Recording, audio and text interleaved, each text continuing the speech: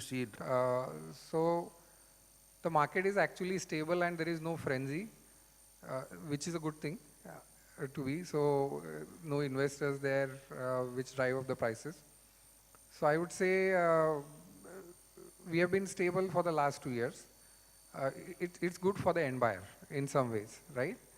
We'll start seeing only the uptake once we see some positives because of the world economy. There's a lot of automation kicking in IT. So they are not increasing salary. A co-marketing partner for IRFS. Apart from IRFS, we have... Right now we are taking pre-registrations on our platform. So the system, the campaign and the deals will be available from 9th of October till 25th of October. What is the value? I mean, people like you, you're a very popular film star. What is the value you actually bring to the real estate table? What do I bring to the table? Yes. I think just the face to the entire endeavor that these guys are, set upon. Yeah. That's the value addition I would imagine. There's no other expertise involved. Just the recall value that they see my face, it might draw their interest and eventually to what the platform that they're offering. So, okay, what are you, as part of this particular campaign, what more are you going to do? I mean, the face obviously sells, but I am looking at in terms of, are you going to be a part of some roadshow or something like that in which they might want to do?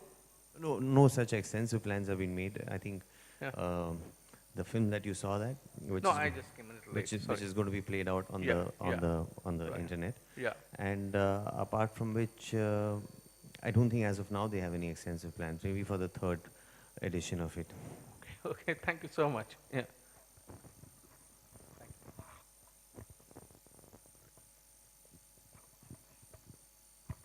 Hello. Sir, I have 3 questions for you. First is, we have the reports that because of GST implications, many people are not keen to buy houses as of now. They are waiting for the GST announcement. Second, are you planning anything to tap the 7th pay commission? I mean the government employees to go for this sale process part. And third, what target you have for the under construction and the ready position properties? Okay. So GST impact is a gray area right now. And although GST will be implemented, what inputs will a developer be able to take? So if you see a percentage of a project, anyway we pay service tax right now. So the implication might be maybe a 0.1 to a 0.2% on the service tax that already is being paid because of the inputs on the material. Can we take it or not? So there's a debate going on there.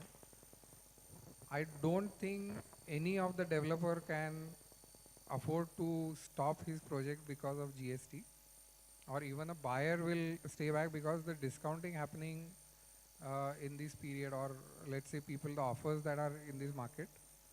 I don't think once the inventory levels are, what we are seeing a very tricky trend in the market.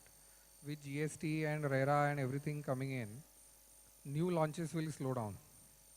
Because people, the bigger brands especially, will try to readjust, because real estate has been taken from the most unregulated and unorganized industry, and the government has not taken step 1, step 2, and they have taken them to step 10 of regulation, which is more than the banking.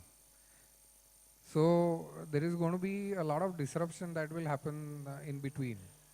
So actually, if you see next year, the inventory levels might drop down actually, when RERA kicks in and GST kicks in, because what are the tax implications, what are the legal implications, what are the risks added because of these. So people will play a wait and watch game rather than bleeding. So these things happening, I think buyers must take this into consideration, and they're probably aware of it. Because as I said, even if they go into market to find ready possession today, there's hardly anything available. And the offers like a pre-EMI and all these things are so good that the savings are good enough there to overlook the GST impact. Fiasco where MS Dhoni was a brand ambassador, and then, the people sort of insisted that because, there were some problems with the projects and possession and delivery didn't happen, and they requested him, and he stepped down as a brand ambassador. So I know Amura, obviously they're not developers, this is a completely different concept, but as somebody who's relatively new into real estate endorsements, did you have any concerns? Because there have been issues with celebrity endorsements in the sector in the past.